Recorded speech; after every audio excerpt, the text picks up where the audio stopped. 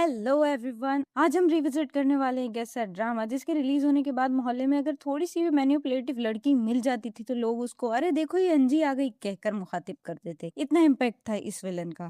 कहानी स्टार्ट होती है एक बहुत ही लविंग मिडिल क्लास फैमिली से जहाँ सब एक दूसरे से बहुत प्यार करते हैं।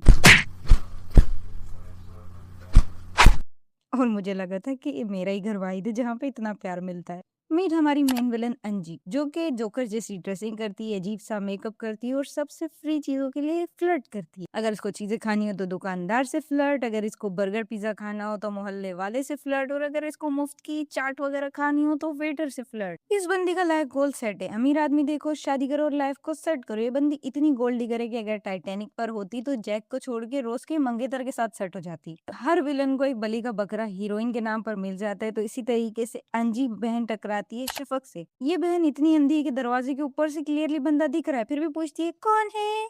बहन आदमी नजर नहीं आ रहा, रेड फ्लैग्स तुम्हें क्या ही नजर आएंगे। शफक एक अमीर घर से ब्लॉक करती है, इतनी अमीर है कि पड़ोसी की शादी में 25,000 का ड्रेस पहन कर जाती है और फिर भी अंजी के कॉलेज में एडमिशन ले लेती है।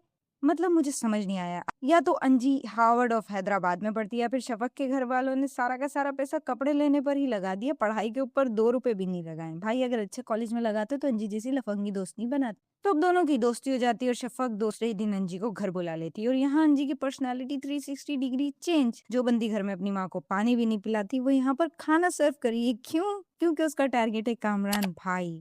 लेकिन कामरान भाई ऑलरेडी एंगेज्ड है, वो भी अच्छी लड़की से। भाई देखो, हर लड़का ऐसा नहीं होता कि आपके साथ फ्लर्ट करे, आप थोड़ा सा उसके साथ फ्लर्ट करो, उसके काम करो। भाई अच्छे लड़के भी इस दुनिया में exist. Oh my God, bro. Oh, hell no, man. What the fuck, man? ठीक ही कहते हैं, किसी भी मर्द का साइड ही नहीं लेना चाहिए। जब भी औरत ने अंधा सपोर्ट दिया ना आदमी को, आदमी ने उसको डिसअपॉइंटमेंट ही दी है। तो अब कामरान भाई और अंजी का डेटिंग फेज शुरू हो जाता है और इन दोनों को गुलू गुलू करते हुए एक शफक के अब्बा पकड़ लेते हैं और शफक के अब्बा को जेलसी हो जाती है क्योंकि शुगर डैडी तो अंकल भी हैं।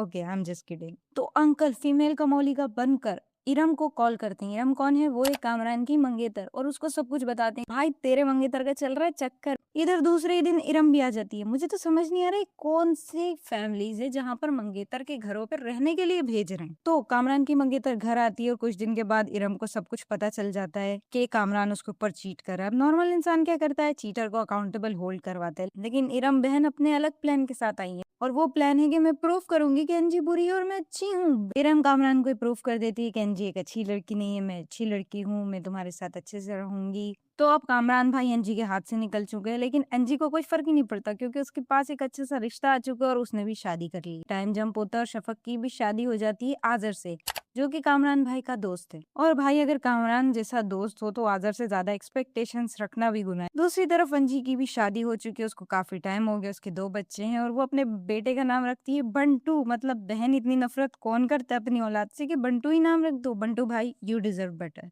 हस्बैंड आधा टाइम आउट ऑफ सिटी रहता है और बच्चे प्रैक्टिकली उनकी मासी बुआ संभालती है। वैसे इनकी बुआ जी की बॉडी लैंग्वेज देखकर लग रहा है कि सैलरी टाइम पे नहीं मिलती।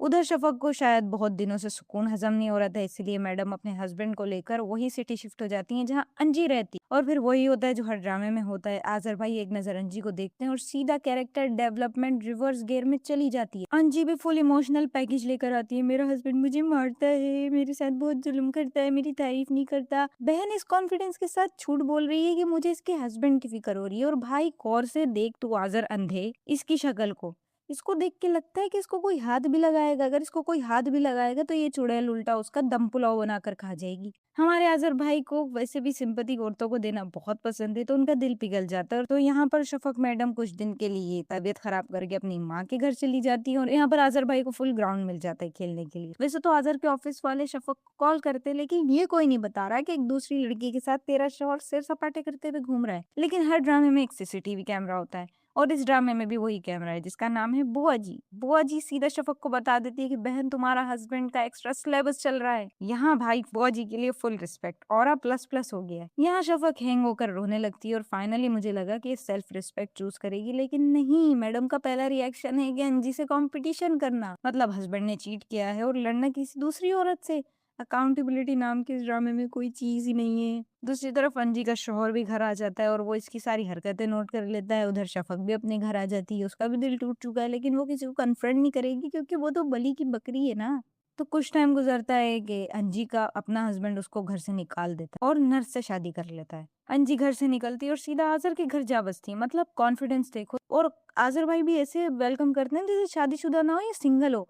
अब दोनों शफक के सामने फ्लर्टिंग करते हैं और शफक बस देख रही होती है। बहन या तो घर छोड़ दो या फिर इस औरत को घर से निकाल दे। साइलेंट स्पेक्टेटर मोड किस बात का है। तो अब ये तीनों एक साथ रह रहे हैं और अंजी फाइनली आजर से कमिटमेंट मांगती है। लेकिन हिस्ट्री गवाह है कि जब भी आप आदमी से कमिटमेंट मांगोगे वो आपको अपनी बैक ही दिखाएगा। तो यहाँ पे इन सबका चल रहा होता है। उधर आपको याद है वो वेटर जिससे अंजी फ्री ट्रीट्स लिया करती थी, उसने उसको अपना नाम शफक बताया था। लो जी, एक दिन अचानक से एंट्री मार देता है तो वो शफक के नाम से उल्टी सीधी बातें बताता है कि उसने मेरे साथ धोखा किया, मेरे साथ ये। और आजर भाई बिना इन्वेस्टिगेशन के 1 सेकंड सोचे शफक को घर से निकाल देते हैं। वाह भाई, कोर्ट भी इतनी जल्दी डिसीजन नहीं देता जितनी जल्दी आजर ने देती है। अब आजर और अंजी ऑफिशियली लिव इन में रहना शुरू कर देते हैं। लेकिन कुछ ही टाइम के बाद आजर भाई को रियलाइज होता है कि अंजी सिर्फ मूड बना सकती है, फूड नहीं। कांग्रेचुलेशन भाई, कैरेक्टर सर्टिफिकेट देने में आपने जितनी जल्दी की, इंसान पहचानने में आपने उतनी देर कर दी। उधर शफक प्रेग्नेंट हो जाती है। इरम भाभी सबको समझाती है कि शफक का कोई अफेयर नहीं। और मेरा सवाल सिर्फ इतना है कि डिवोर्स लेकर आगे क्यों नहीं बढ़ा जा रहा। ये बंदा लिव इन में रह रहा है दूसरी औरत के साथ, तुम पे चीट कर चुका है, तुम्हारा कैरेक्टर जज कर रहा है और तुम उसी को वापस चाह रही हो। लेकिन फिर वही वेटर दोबारा आता है और फाइनली सच बोल देता है कि वो औरत जो इसके साथ ये सब कर रही थी वो शफक नहीं, वो अंजी है, इसने उसको नाम गलत बताया। और बस, और आजर भाई को अचानक रिग्रेट हो जाता है। भाई रिग्रेट तो उसी दिन करना था ना जिस दिन आपने पहली बार अपनी बीवी पर चीट किया था। अब सॉरी बोलने से डिलीटेड ट्रस्ट रिसाइकल से वापस तो नहीं आने वाला। तो ये भाई कामरान भाई के पास जाते हैं और कामरान भाई इसको लेक्चर देते हैं। और मुझे हंसी इस बात पर आ रही थी कि भाई तू खुद भी इसी सिलेबस का सीनियर स्टूडेंट है। तुम दोनों को अंजी ने मैनिपुलेट नहीं किया था, तुम दोनों खुशी खुशी उसी लाइन में लगे हुए थे। तो आखिर में शफक की एक बेटी होती है, उसकी माँ उसको आकर समझाती है, गलती तुम्हारी थी, तुम अंजी की तारीफ करती थी। भाई तारीफ की थी, ये नहीं बोला था कि जा मेरे शोहर से शादी कर ले और मेरा शोहर जा मुझ पे चीट कर ले। तो अब काफी रोने धोने के बाद शफक आजर को माफ कर देती है एज एक्सपेक्टेड।